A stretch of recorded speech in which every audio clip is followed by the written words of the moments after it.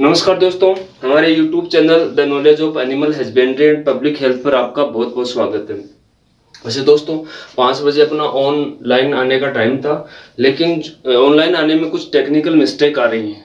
इसकी वजह से मैं 5 बजे आज ऑनलाइन नहीं आ पाऊंगा। इसलिए मैंने सोचा कि आपकी पढ़ाई जो है लॉकडाउन के दौरान प्रभावित ना हो, इसलिए मैंने जो है ये वीडियो शूट किया है। ठीक है, तो आप अब हम जो है जो पिछले वीडियो के अंदर जो बोन जितनी पढ़ चुके थे उससे आगे वाला हिस्सा जो है आज अभी अपन पढ़ेंगे। ठीक है, तो आप इस वीडियो को ज्यादा से ज्यादा देखना और अपने नोट्स बनाना। तो अपन स्टार्ट करते हैं।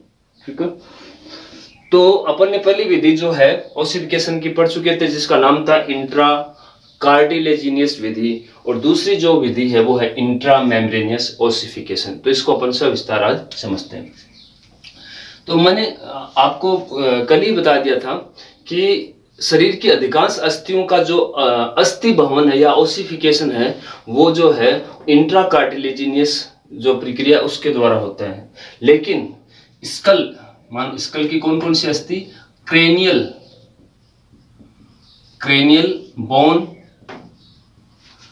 तथा फेशियल बोन का ओसिफिकेशन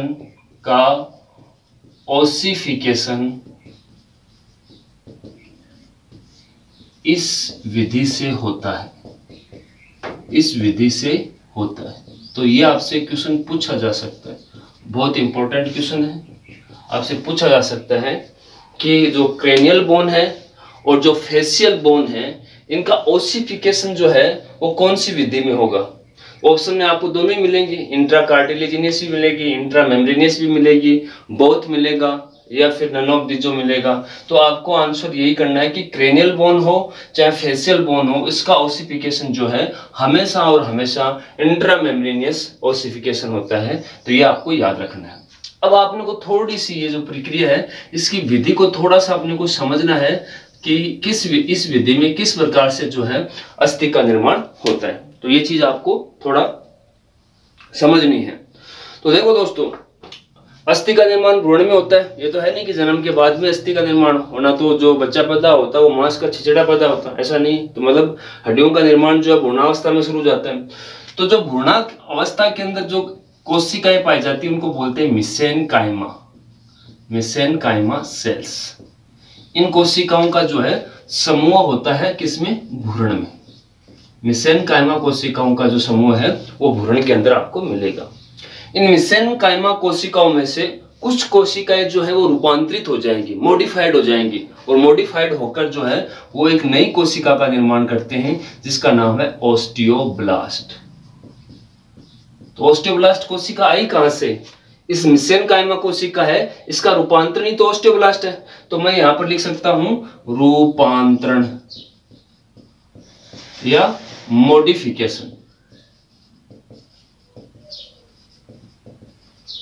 ठीक है, मतलब क्या है, आपने मिसेनकाइमा जो कोशिका है उसका मॉडिफिकेशन कर दिया, रूपांतरण कर दिया, तो आपके पास जो है ओस्टियोब्लास्ट सेल्स बन गई। या ओस्टियोब्लास्ट को अपन ये भी बोल सकते हैं मॉडिफाइड मिसेनकाइमा सेल्स।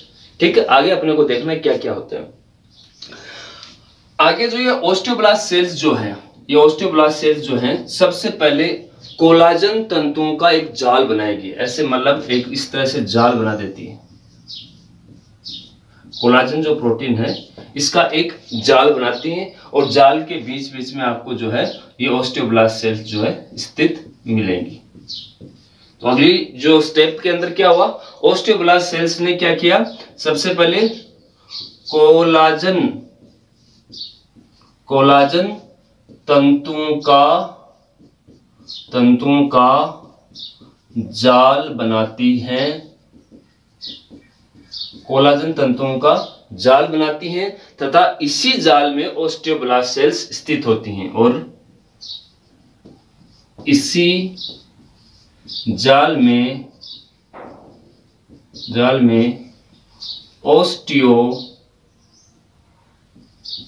ओस्टियोब्लास्ट कोशिकाएं स्थित रहती हैं।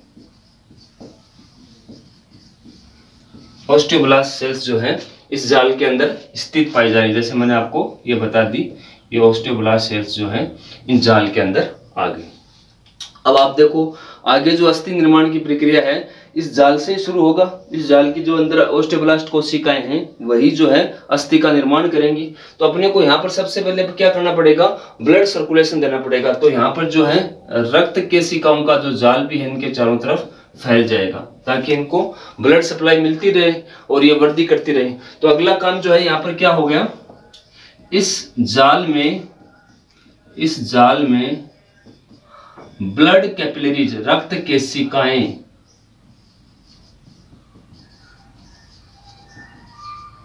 भी व्यवस्थित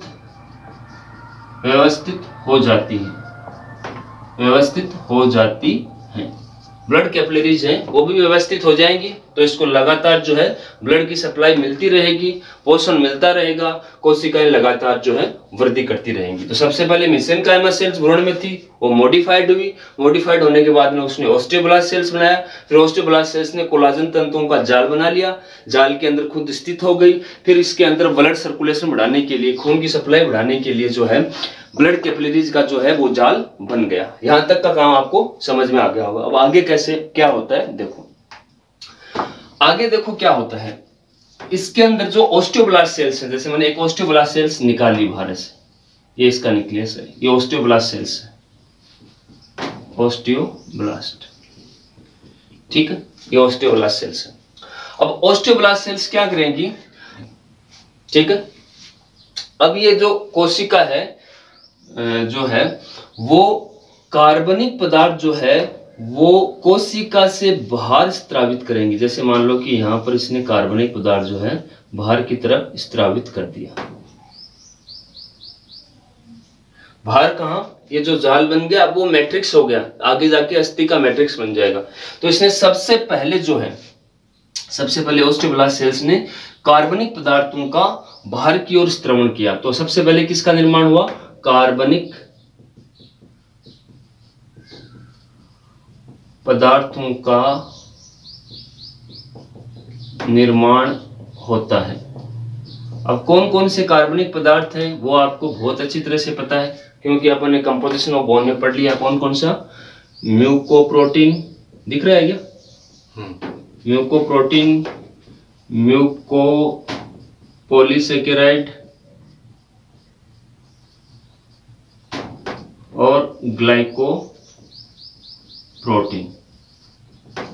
कौन कौन से कार्बनिक पदार्थ जो हैं वो उनका निर्माण कर दिया इसने, म्यूकोप्रोटीन, म्यूकोपॉलीसेकेराइड और ग्लाइकोप्रोटीन। ये सारे के सारे कार्बनिक पदार्थ हैं। अभी देखो अकार्बनिक पदार्थ का निर्माण शुरू नहीं हुआ, अर्थात अकार्बनिक पदार्थ में मुख्यतः क्या होता है, कैल्शियम ही तो होता है। तो यहाँ पर कोई कैल्शियम का जमाव नहीं हुआ, ऑस्टियोब्लास्ट सेल थी, उन्होंने इंटरसेलुलर का मतलब होता है दो कोशिकाओं के मध्य, इंट्रा का मतलब कोशिका के अंदर, इंट्रा का मतलब कोशिका के अंदर और इंटर का मतलब दो कोशिकाओं के मध्य। तो मान लो कि यहाँ ऑस्टियोब्लास्ट है तो इधर वाली भी ये कार्बनिक पदार्थ का स्त्रवण करेगी और इधर वाली जो कोशिका है वो भी कार्बनिक पदार्थ का स्त्रवण करेगी। तो कार्बनिक पदार्थ का सबसे पहले निर्माण होगा और वो कार्बनिक पदार्थ कौन से हैं, म्यूकोप्रोटीन, म्यूकोपॉलीसेकेराइड, ग्लाइकोप्रोटीन, ठीक है।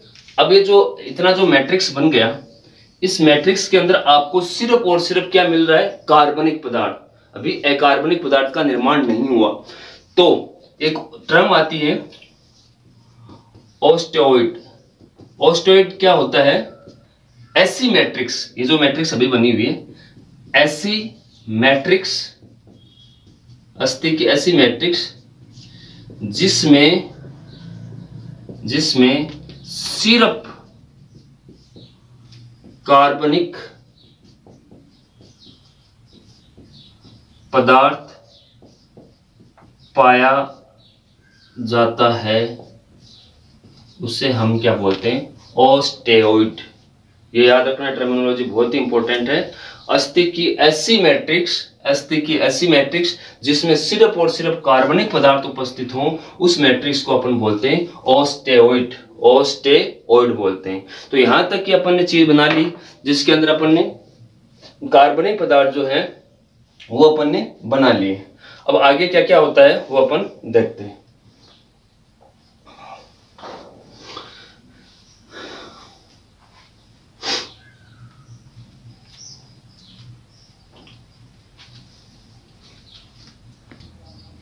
तो आगे देखते हैं अपन। तो कार्बनिक पदार्थ का निर्माण हो गया। अब कार्बनिक पदार्थ के निर्माण के बाद में क्या होता है, अब देखो कार्बनिक पदार्थ बन गया तो अपने को आगे क्या बनाना है, अकार्बनिक पदार्थ जोड़ना है। और मुख्यतः अगर अकार्बनिक पदार्थ कौन सा होता है, कैल्शियम। तो यहाँ पर अब क्या शुरू हो जाएगा, कैल्सिफिकेशन। कैल्सिफिकेशन जो है वो शुरू हो जाएगा, अर्थात जो अभी मैट्रिक्स जिसके अंदर सिर्फ और सिर्फ कार्बनिक पदार्थ था, अब इसके अंदर अकार्बनिक पदार्थ का मिलाव भी क्या हो जाएगा, शुरू हो जाएगा। तो अब अकार्बनिक पदार्थ जो है वो इसके अंदर जुड़ना शुरू हो जाएगा। अकार्बनिक पदार्थ का मतलब जो होता है मुख्यतः कैल्शियम का जो जमाव है वो शुरू हो जाएगा।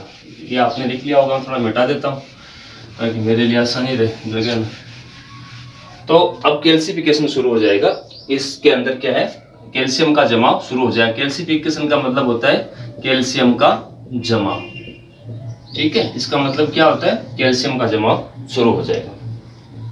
इसके साथ ही क्या होगा कि कुछ ऑस्टियोब्लास्ट सेल्स जो हैं वो प्रोलिफेरिकेशन अर्थात उसमें विभाजन शुरू हो जाएगा, समसूत्री विभाजन शुरू हो जाएगा और रेडिएटिंग मैनर के अंदर वो विनाशित हो जाएंगे। कैसे, देखो जैसे मान लो कि ये सेंटर की कोई कोशिका है, ये इधर की तरफ लगातार विभाजन करके ऐसे अरीय रूप में विनाशित हो जाएंगी, ठीक है। और इधर ये कोशिकाएं विभाजित होकर इस प्रकार से अरीय रूप में विनाशित हो जाएंगी, ऐसे इधर इधर इधर इधर, ठीक है। तो ये कोशिकाएं लगातार जो है विभाजित होकर रेडिएटिंग मैनर, रेडिएटिंग का मतलब अरीय तरीके से, अरीय तरीके से मतलब केंद्र बिंदु से परिधि की ओर, केंद्र बिंदु से परिधि की ओर, केंद्र बिंदु से परिधि की ओर, केंद्र बिंदु से परिधि की ओर कोशिकाएं विभाजित होकर व्यवस्थित होना शुरू हो जाएंगी, ठीक है। ये बात आपको समझ में आ गई होगी। इस मैनर को अपन अपने यहां पर ये लिख सकते हैं कि यहां पर हुआ क्या, ऑस्टियोब्लास्ट कोशिका विभाजित होकर अरीय रूप में विन्यासित हो जाती है, अरीय रूप में विन्यासित हो जाती है।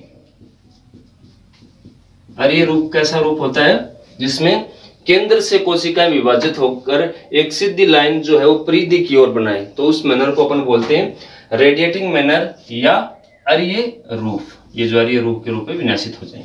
अब इस डायग्राम में देखो, इस डायग्राम के अंदर आपको इतनी खाली जगह दिखाई दे रही है और इतनी भी खाली जगह दिखाई दे रही, तो हर जगह आपको थोड़ी थोड़ी खाली जगह आपको है वो दिखाई दे रही है, ठीक है। इस खाली जगह को अपन बोलते हैं ट्रेबेक्यूली, ट्रेबेक्यूली, या हिंदी में इसको घैरन भी बोलते हैं, घरण, ठीक है। तो ये जो रेडिएटिंग जो स्पेस है, रेडिएटिंग जो किरणें हैं या रेडिएटिंग रूप में जो विनाशित है, इन रेडिएटिंग लाइन के बीच में ऐसी खाली जगह है वो पाई जाती है, और इस खाली जगह को अपन ने नाम दे दिया ट्रेबेक्यूली, ठीक है। तो अब यहां तक क्या हो गया, ट्रेबेक्यूली बन हो गया, ठीक है। अब इस अस्थि का नाम चेंज हो जाएगा, ओके। इस बोन को बोलते हैं कैंसेलस अस्थि या कैंसेलस बोन बोलते हैं, ठीक है। हुआ क्या था, सीधी सी बात थी, कोई ज्यादा नहीं थी। ये जो अरीय लाइनें बनी थी उसके बीच वाला स्थान जो था वो ट्रेबेक्यूली था। अब जब ट्रेबेक्यूली बन जाएगी तो अब उस बोन को अपन क्या नाम दे देंगे, कैंसेलस बोन नाम दे देंगे। आगे क्या होना, आगे जो है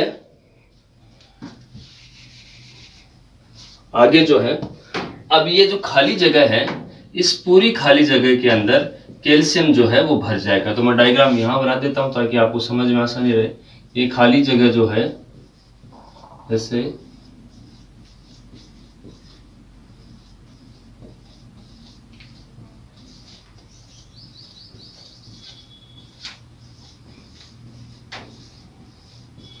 अब ये जो ट्रेबेकुली वाली खाली जगह है, इस खाली जगह के अंदर पूरा का पूरा जो कैल्शियम है वो भर जाएगा।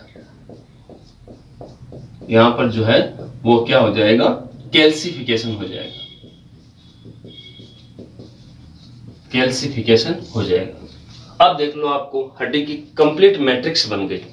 तो ये जो हड्डी अब बन के तैयार हुई है, इसको बोलते हैं बोनी स्पिक्यूल्स। बोनी स्पिक्यूल्स, इस अस्थि को जो है अपन जो है अब क्या बोलते हैं, बोनी स्पिक्यूल्स। ठीक है, बोनी स्पिक्यूल्स, या इसको अपन बोल सकते हैं पतली अस्थि। वो बच्चे की जो हड्डी होती है वो पतली होती है, फिर वो धीरे धीरे वृद्धि करके मोटी होती है, तो इसको अपन बोल सकते हैं पतली अस्थि। पतली अस्थि जो है बन के तैयार हो गई। अब इस अस्थि के अंदर लगातार जो क्या है, और जो है कैल्सिफिकेशन होता जाएगा, और कैल्सिफिकेशन होने के बाद में फाइनली जो है कॉम्पैक्ट बोन जो है वो बन जाएगी, कॉम्पैक्ट बोन जो है बन जाएगी। तो ये है प्रक्रिया। एक बार दोबारा आप समझो इसको, मैं बहुत जल्दी से आपको समझाता हूँ कि जो इंट्रा मेम्ब्रेनस तरीका है उसके अंदर विधि के अंदर क्या क्या होता है, कैसे कैसे होता है। तो अपन यहाँ से स्टार्ट करते हैं विधि।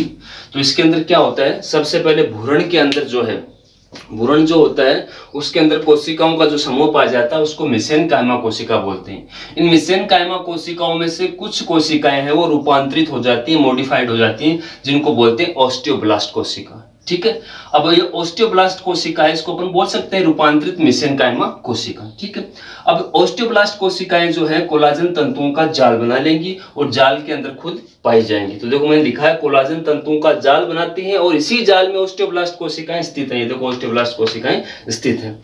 फिर इस जाल के अंदर वृद्धि करने के लिए आपको ब्लड की सप्लाई देनी पड़ेगी, तो ब्लड कैपिलरीज जो है इसको ब्लड की सप्लाई देंगी। ठीक है, इतना हो गया।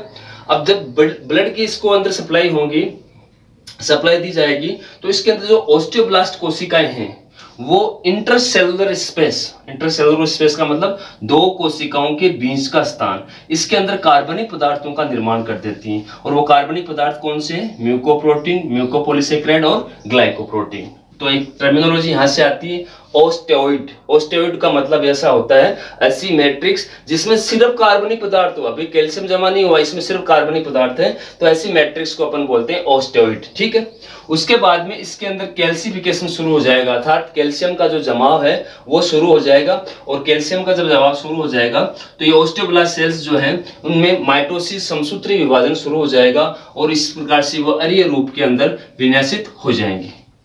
ठीक है, अरीय रूप में विन्यासित हो जाएंगी, तो इनके बीच बीच में जो रिक्त स्थान बच जाएगा उसको अपन नाम दे देंगे ट्रेबेकुली। क्या नाम दे देंगे, ट्रेबेकुली। और ट्रेबेकुली जो है, अब जो ट्रेबेकुली इसके अंदर बन गई, तो अब इस अस्थि को अपन क्या बोल देते हैं, कैंसेलस बोन बोल देते हैं। ठीक है, अब इस कैंसेलस बोन के अंदर जो खाली जगह थी वहां पर कैल्शियम का और जमाव हो गया। अब जमाव हो गया तो अब बोनी स्पिक्यूल्स, पतली अस्थि बन गई, और फिर पतली अस्थि पर और कैल्शियम जमा होता जाएगा और जमा होता जाएगा, और फाइनली जो है आपकी कॉम्पैक्ट बोन बन के तैयार हो जाएगी। ठीक है, तो ये मैंने आपको ये बताया। अब इसमें एक पॉइंट याद रखना आपको, इसके अंदर अस्थि का जो सबसे बाह्य आवरण होता है उसको क्या बोलते हैं, पेरिओस्टियम। तो पेरिओस्टियम का निर्माण कौन करता है, क्वेश्चन ये आता है, पेरिओस्टियम का निर्माण कौन करती हैं। ऑप्शन में ऑस्टियोब्लास्ट, ऑस्टियोसाइट, ऑस्टियोक्लास्ट, ठीक है, इस प्रकार से ऑप्शन में रहते हैं, या फिर मेसेनकाइमा सेल्स। ठीक है, तो आपको याद रखना है अस्थि के पेरिओस्टियम का निर्माण मेसेनकाइमा कोशिका करती है, मेसेनकाइमा सेल्स करती हैं। ये क्वेश्चन आपको याद रखना है। ठीक है, तो अस्थि की सबसे जो बाहरी कवरिंग है उसका निर्माण जो है वो कौन करती है, मेसेनकाइमा सेल्स। तो ऑप्शन में अगर ऑस्टियोब्लास्ट, ऑस्टियोक्लास्ट, ऑस्टियोसाइट आ जाए तो आपको टिक जो है वो किस पे करना है, मेसेनकाइमा कोशिका के अंदर करना है। तो ये अपनी जो है कौन सी विधि है, दूसरी जो विधि थी वो अपन ने पढ़ लिया। तो ये अपना कंप्लीट ओसिफिकेशन शुरू हो गया, कंप्लीट ओसिफिकेशन खत्म हो गया है। ओसिफिकेशन की दो विधियां थी, इंट्रा कार्टिलेजिनियस और इंट्रा मेम्ब्रेनियस। इंट्रा कार्टिलेजिनियस अपन ने कल पढ़ लिया था, इंट्रा मेम्ब्रेनियस आज पढ़ लिया। ठीक है, शायद मैं आशा करता हूँ आपको ये समझ में आ गया। तो दोस्तों आज के लिए बस इतना ही, छोटा सा अपने को जो पार्ट बच गया था वो मैंने आपको पढ़ाने की कोशिश की, जो इंट्रा मेम्ब्रेनियस बच गया था। बाकी अपन जो कल जो है वो है टर्मिनोलॉजी, जो बोन से संबंधित है वो पढ़ जाएंगे, उसके बारे में अध्ययन करेंगे। धन्यवाद, पढ़ते रहो। ठीक।